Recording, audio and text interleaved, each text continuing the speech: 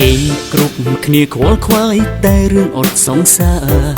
ចំណែកខ្ញុំវិញណាខ្វល់តែរឿងអត់លុយចាយញ៉ាំតែពងមីឆុងឡើងធុញទៅហើយតើទុកមិនសប្បាយដល់ថ្នាក់ឡើងជាតិអាស៊ីតពេលមានលុយដើរចាយដើរផឹកប៉ៅស្រីស្រីតាំងដល់ពេលដាច់យាយអង្គុយធ្វើមុខហ៊ីតឃ្លាននុងឃ្លានពងកោលើសោគ្រូគ្រីកអារម្មណ៍ឈឺពេញទីខំមាត់ដើរលេងឲ្យធូទៀងម៉ូតូជីងឲ្យវាស្រឡះមុខមាត់ជីងបានប៉ុន្មានម៉ែត្រមេចាប់ផ្ដើមធ្លាក់ភ្លៀងមកឈូទៅមុខមិនដល់បបក្រោយបែកកណ្ដាលគោលប្រឹងបណ្ដាម៉ូតូតែក្នុងខ្លួនគ្មានមួយរៀលគ្មានអ្វីឈឺចាប់ជាងពេលអត់លុយទៀតឡើយវេទនាណាស់លោកអើយយីអូនដាក់អារៈជន់មែនបនទោះអ្នកណាខ្លួនឯងជួយទុកខ្លួនឯ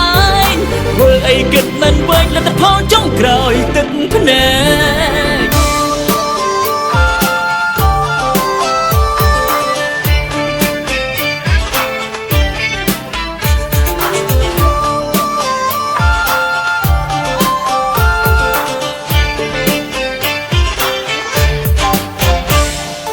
គេគ្រប់គ្នាខ្វល់ខ្វាយតែរឿងអត់សង្សារចំណែកខ្ញុំវិញណាខ្វល់តែរឿងអត់លុយចាយញ៉ាំតែពងមីឆុងឡើងធុញទៅហើយតើទុកមិនសប្បាយដល់ថ្នាក់ឡើងជាតិអាស៊ីតពេលមានលុយដើរចាយដើរផឹកប៉ៅស្រីស្រី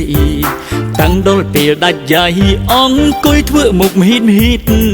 ឃ្លាននុងឃ្លានពងកោលើសោគ្រូគ្រីកអារម្មណ៍ឈឺពេញទីខំមាត់ដើរលេងឲ្យធូទៀងម៉ូតូជីងឲ្យវាស្រឡះមុខមាត់ជីងបានប៉ុន្មានម៉ែត្រមេចាប់ផ្ដើមធ្លាក់ភ្លៀងមកឈូទៅមុខមិនដល់បបក្រោយបែកកណ្ដាលគោលប្រឹងបណ្ដាម៉ូតូតែក្នុងខ្លួនគ្មានមួយរៀលគ្មានអ្វីឈឺចាប់ជាងពេលអត់លុយទៀតឡើយវេទនាណាស់លោកអើយយីអូនដាក់អារៈជន់មែនបនទោះអ្នកណាខ្លួនឯងជួយទុកខ្លួនឯ